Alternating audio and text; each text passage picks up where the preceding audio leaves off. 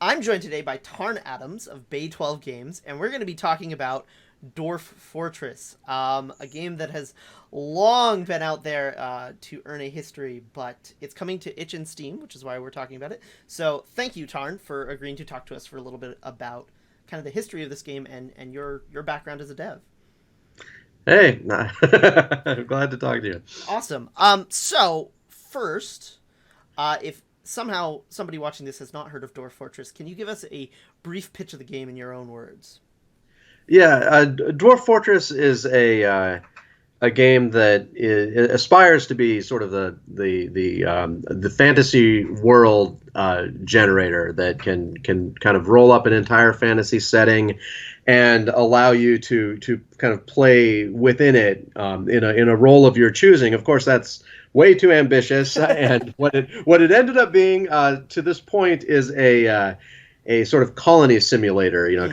kind of like like Tropico or one of those kind of games, or Dungeon Keeper or something where you run a colony of dwarves in a fantasy world. But we did achieve some of our goals. So you create a world. It has a history with hundreds of years if you wanna let it run up that long, and then you pick a spot in the mountains and let your dwarves get to work, and they have to deal with whatever your world has to throw at them.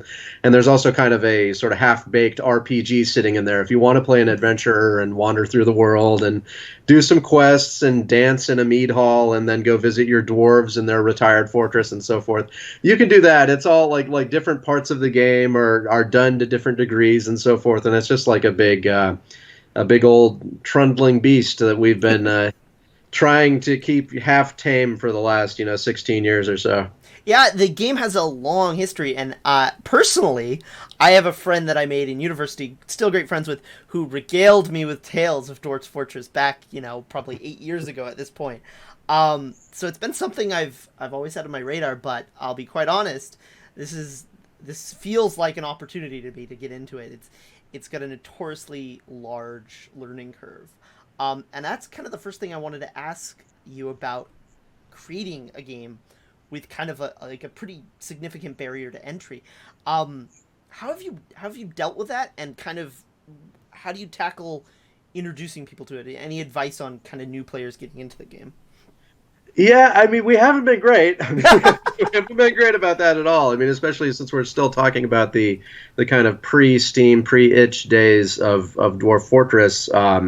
The players have kind of cobbled together a lot of the solutions themselves, and those are still the things that I'm going to point people toward. Like, there's plenty of great tutorials on the wiki. You can go to the Dwarf Fortress wiki and kind of get into learning how to play. There's also the Lazy Noob Pack. If you just search for Lazy Noob Pack, I'm sure like your search engine will correct your spelling. I'm not sure how it's noobs and packs and well pack I can spell, but it has like bundled in tile sets and other options, the things that can help you learn how to play the game along with those tutorials. And that's sort of, I mean, we've done some things. If you go back and play like the copy of Dwarf Fortress that's still available from 2006, you'll see that we have helped people a little bit, but not as much as we should have, and we're going to rectify that now. We're going to make it easier. So even if you can't get into it, even with the wiki and the Lazy Noob Pack, don't give up on it, because once we do get out to Steam, it's there's at least going to be more of a shot. Hmm. So there'll be some integrated help. Whether that takes the form exactly of a tutorial or not, that's all still up in the air. But Sure, of help, course. there'll be help for people, and we're Well, going to spend months on accessibility, not just the graphics, but we've set aside some months to just work on that kind of thing. well, that's great to hear. Despite kind of this air of a hard to get into game, one of the things that always impressed me, and obviously a few other people, is kind of how well everything works in the chaos that it is. And one person in our community had wanted us to ask you about kind of how you go about testing this game, because specifically what he had said was it seems like a mechanically perfect game. He'd never heard of a bug complaint, kind of out in the wild, maybe not deep into the community. But what has testing and fixing a game with such a large scope been like? Yeah, so first of all, I mean, this sounds like a lucky person. That's what I'm hearing. Yeah, it's an incredibly lucky person. I mean, we have a bug tracker with thousands of open. I mean, once you get into it and you start seeing the systems, then you start seeing like, oh, where's that dwarf going? Oh, what are they carrying? What's going on here? It's like, but like hard crashes and stuff are pretty rare now, that kind of thing, and stuff that's just flat out wrong.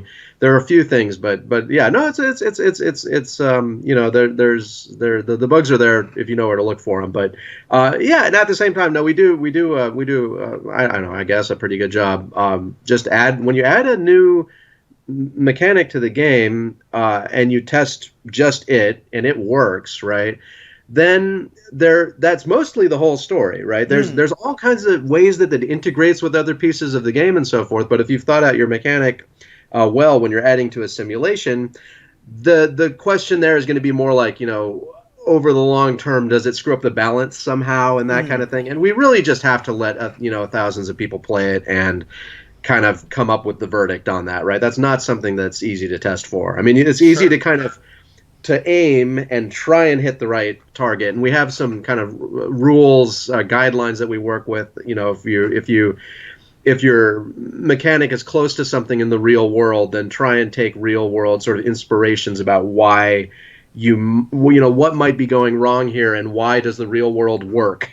And if your thing doesn't work, then you have a lot of advice that the real world has to give you about what kind of, you know, like guideposts and stuff that you can put in, or just flat out ways to fudge it in the correct direction and so forth. And it all just kind of goes by feel at some point. But you can as long as the isolated code itself doesn't crash, and we try, you know, you should test every line of code you write. If you don't, then you're going to get into trouble, right? But other than that, like, you know, that's enough until it starts getting weird. Things start getting unbalanced, and then you notice where you made the little mistakes. Like our current classic example rolling around is the cats, right, in the bar where the cats started dropping dead because they were tracking through alcohol spills and then drinking them and getting so drunk that they would die of alcohol poisoning. And all that came down to was run one wrong number, right? It's like they lick the stuff, and then it's like they were drinking a whole mug of beer instead of just the part that was on their paws. And that stuff's like hard to test. Yeah. I mean, it's hard to test for in isolation because the code was old about the imbibing stuff, and the original imbibers of things were just drinking mugs, right? So the amount was just some hard-coded number, and it didn't track correctly once people started like licking things off of themselves. And so you can test all of that stuff, and it just doesn't. You know, we missed that until people started giving us the bug reports about like taverns full of dead cats, right? So. And that's the kind of, as long as the bugs are funny, you know, that's just part of the Dwarf Fortress experience.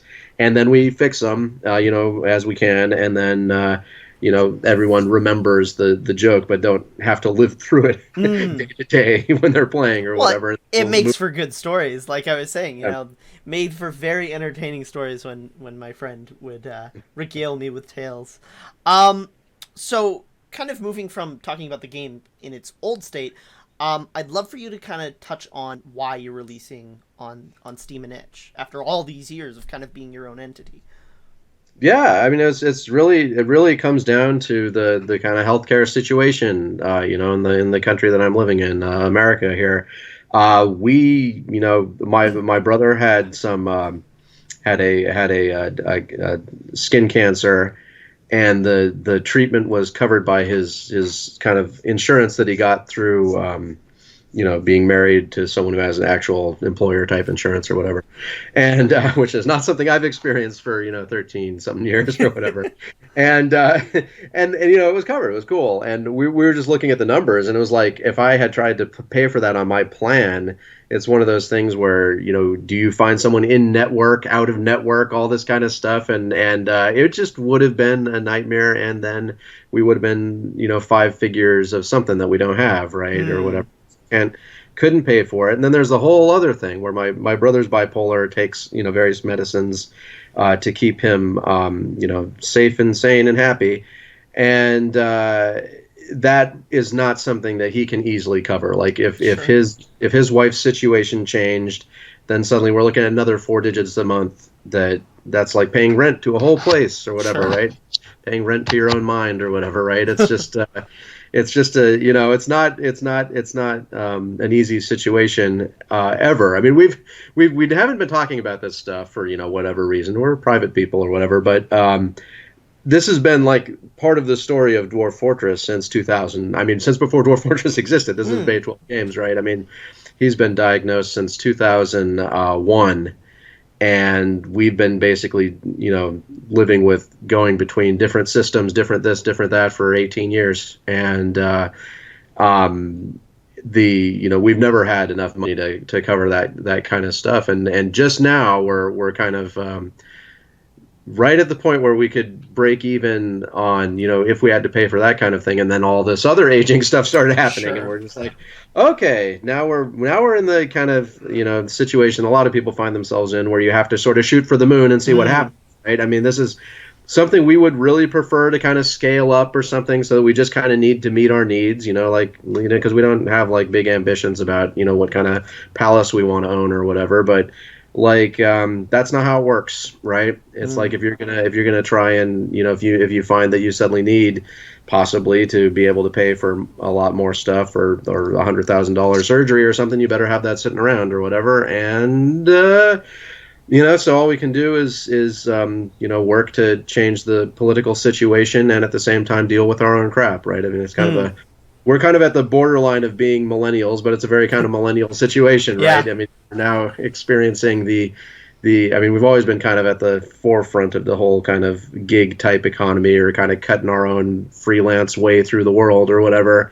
And this is just the other part of that. And as everyone starts getting older, they'll also find, if they haven't already, that this is more of the fun times that are wait. And you have to try and figure out how to deal with that. And it's like, shooting for the moon on some kind of, like Dwarf Fortress, we have a pretty good, situation here.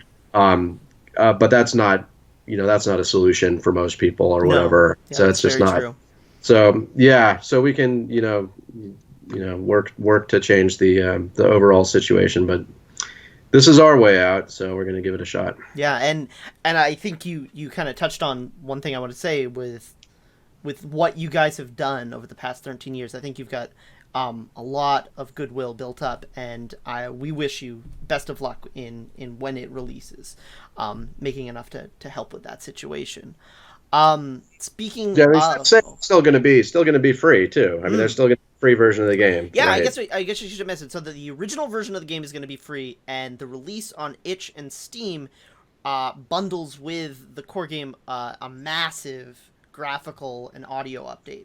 Kind of seems like the main selling point to me, especially since I think one of the big reasons there was kind of such a hurdle of getting into the original game is it's kind of ASCII art style, which I happen to love kind of ASCII art, but it's kind of a whole different vocabulary you have to learn, not just the vocabulary of the mechanics, but the vocabulary of translating what you're seeing on the screen to what it actually means. With that change in kind of accessibility that the release on itch and Steam is going to bring, do you have any thoughts on how that might change the experience of Dwarf Fortress for people? Yeah, I mean, hopefully it just makes it easier to do what you want to do, right? I mean, and that's not just through the graphics, which is a huge thing, obviously, because some people just can't play with text graphics. Sure. That's just how it is, and we're gonna help those people out by adding graphics to the game. But the other parts, I mean, just in terms of basic accessibility stuff, there's so many different. I mean, it's kind of hard to remember and list all of the ways that like just take for example, your fortress is not running because your miner's not mining. How do you solve that in the text situation? Well, there's a number of reasons it could be. One of them could be that they don't have a pick, right? And assuming you even know that, you have to go to your miner, you have to use the look command, scroll over to them, press their inventory, and then scroll through the inventory list and see, oh, where is the pick? There is no pick. What's going on here? In the graphical version, they just won't have a pick. And you'll be like, Oh, okay. And so there we just saved, another 30 seconds of your life and a lot of like basically a homework problem of like being, Sherlock Holmes and the missing pick or whatever. It's like that solves half of the mystery. And then the other half of the mystery you still have to deal with, like where did the pick go? Sure. But that's something that not just graphically, but we're also thinking of going through like all of these sort of early play experience problems, especially, and just say like, what kind of little diagnostic things can we help people with? Could there just be a little pop up that says like, when you add a mining job, it just says, hey, warning, no current miner has a pick. There's no miner right now, or whatever. There could be like 10 different reasons why it fails, and the game understands those reasons because it pops up little things making fun of you when a job fails or whatever. But why not before? It's like there's a lot of helpful little things, and then the list just goes on and on. And my brother right now he's like we have this the pipeline right now is to finish the villains release, which is a whole thing, because we just want to kind of cleanse the palette or whatever, get done with the stuff we were working on before we made this gear shift, right? Finish it, get the villains release out, hopefully in some months, right? Get that out. And then switch over completely to no content, just doing graphics, doing accessibility for months until it's ready, and then release it on Steam, right? And my brother now, though, is working on the accessibility stuff, just going through, like, here's like problems people have complained about. What's the top reasons that people seem to not be, able to stick with the game and so forth. There's even stuff like in the very beginning of the game, right? It's just deeply silly how this works. You go to the game, you say, I want to create my world. It runs through the history of your world if you have the patience to sit there while it's sitting there chugging away for a half an hour, which is a whole issue on its own. And then you're done with the world, and then it just dumps you back to the title screen, and now the options start playing is there, but there's no reason for the player to like remember that thing suddenly appeared, right? And they'll just think like, I just got dumped to the title screen after generating a world for half an hour. This a crash? Yeah, right. Yeah, what is this crap? I quit, and there we lost half our players or something, right? And that might not be an exaggeration. I don't know, right? I don't have metrics on that, but that seems like a pretty big problem. So you should just be able to kind of go into your first game after that, right? Because that's what you're going to do anyway. And it just goes on and on and on. Even to get started, there are about 4 or 5 other things that we'd really like to streamline for first-time players. And of course, we want all of the options to still be there for people who want to like meticulously pick their embark, like exactly what foods am I going to bring and what tools and what skills and which animals, that kind of thing. Exactly where am I going to, plant my fortress and what 7 properties does this area have? All that stuff's still going to be there, right? And people do. I mean, it's important because you don't want to waste your time with a fort that isn't, exactly how you want it once you're into the game, because you're going to be there for 20, 30 hours working on it. And then suddenly turns out there's no iron here, right? It's like it's going to be a problem. Yeah, it's like, because you can just accidentally embark on like what is really a challenge fort, right? I mean, I'm embarking with like a whole layer of aquifer water underneath, and I can't even dig, right? It just fills up with water, and that's just bad. I mean, it gives you a little warning window about that now, but that's just not the kind of thing that we want first-time people to get through. And at the same time, none of this is going to, hurt or inconvenience people that have played the game before, and they're going to find a lot of, like I said, with a minor pick and so forth, they'll find a lot of things like that just make the game better for them, right? That's better for everybody, right? That's not just not a new player thing. So, and there's a lot of stuff like that. Like, I mean, if you go to your friend who's played the game and just mention the words like military screen to them, you'll see them shudder and kind of fall to their knees and wonder why you brought that up to them. I might do that. I might still their friend. There might be a little interjection here of me asking my friend John. We'll see how that works. So, if I were to bring up the military screen for Dwarf Fortress, what would be your reaction? Oh God. There's things where we can help. There are things we can do to help, for sure. Yeah. So turning from talking about kind of the game and this re-release, I'd love to kind of know the brief history of Bay 12. Kind of how did you guys get started? What was kind of your impetus for starting on this whole crazy journey? Yeah, so my brother and I have been writing computer games forever, as long as I can remember. I mean, it kind of like with reading and writing games in BASIC. I can't tell which one came first. Obviously, you need to be able to read, maybe to program, but not really. There's just ifs and stuff or whatever, right? You don't need to know what the word flower means or anything. And so I can't tease that apart in my memory. So we've been working on stuff forever. And then it was always just, we never released anything for years and years and years and years. I mean, we must have been programming for 15 years before we really, I don't know, just a long time before we released anything. But then I got to grad school and was kind of almost ready to wash out there. Eventually made it through, but it was a touch and go there with the qualifying exams, which I failed my first time through or whatever. And so even before I failed them, I kind of knew what arc I was currently on in terms of like math grad school. So that was I can't quite tease it out in my mind because it was one of these things where it was a, very kind of, psychologically traumatic period or whatever in terms of like finding your identity and your career and all that kind of stuff. And so I created a web page, which is way out of character for me, like communicating with the outside world at that time. I'm a little better at it now that I'm like 41 years old, but like before, no, not at all. And I created a web page, and not long after that, I had a forum and was like releasing just this half-baked game that Zach and I were writing, the Slaves to Armok God of Blood game, which is this weird proto Dwarf Fortress fantasy world generator type game with 3D models and stuff, just strange. And so we just released that online for people to play for free, and didn't take too long before we had, 30, 40 people, 80 people, 200 people, and you have a forum, they're talking to each other about what they think the game's going to be like, and then they're just like talking about whatever, right? And we create different sections. I mean, we still have them now in the forum. If you go there, there's like the general discussion. People just talk about like whatever, like politics or their favorite video games or their favorite sports teams or something, I imagine.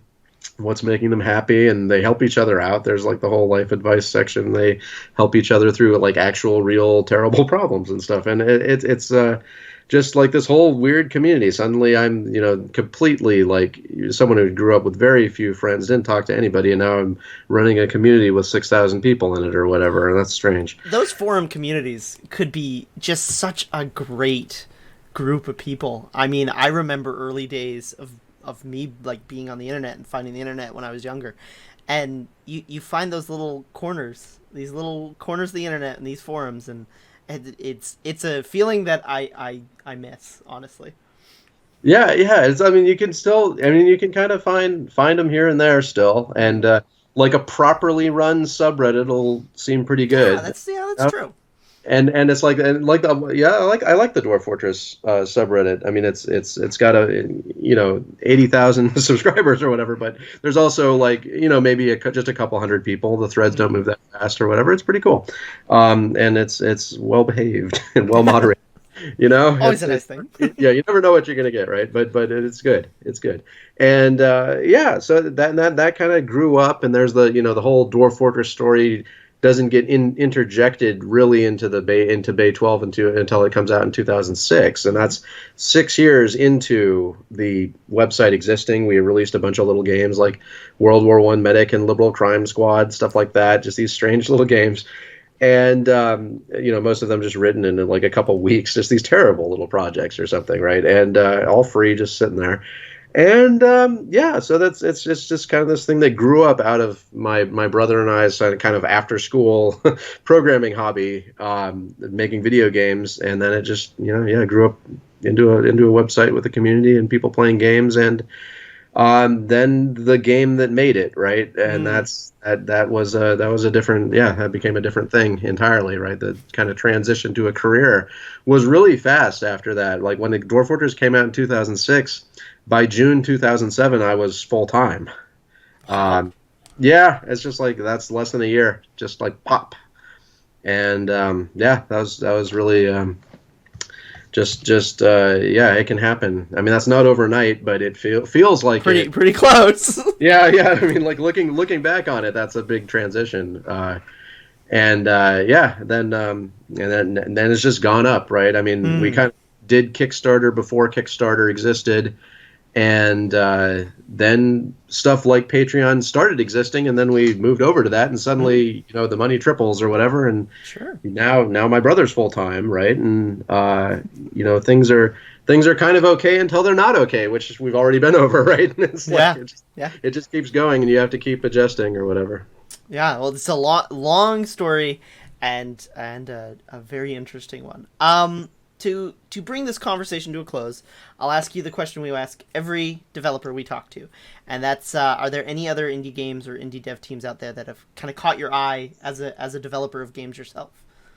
Oh yeah, yeah, it's one of those things where it's like, is it? I mean, I don't get a lot of chance to actually play anything. That's a pretty consistent thing we find in talking to devs. They're like, "Oh, this looks good, but I probably will never have time to play it." Yeah, and that's the thing, right? I mean, because I love what Caves of Cud has been doing. That's just an awesome roguelike. If you like the kind of text-based games, like you say, and roguelikes and things, I mean, they're just a touch above text-based now that they have little graphical icons and stuff. But it's really engaging, kind of similar to Dwarf Fortress type of setup with kind of this whole sort of procedurally baked up histories, and you can find the little things in the histories. The writing is much better than Dwarf Fortress, and because there is writing, first of all. But so it's I mean, I'm a Factorio junkie still, then there's just other like random things that caught our eye recently.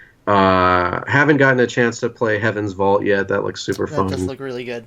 And and it's one of those things where it's like, will I find a chance to play this game? I sure hope so. Yeah, that's a good stance to have. I sure hope so. Fantastic. Well, Tarn, thank you for taking the time to talk to us. Give us a little bit of insight into the history of Dwarf Fortress and kind of where it's going. There will be links in the description of this video below to the current version of Dwarf Fortress and to the Steam page if you want to wishlist that, to know when it will be coming out on that platform. Awesome. All right. Thanks so much.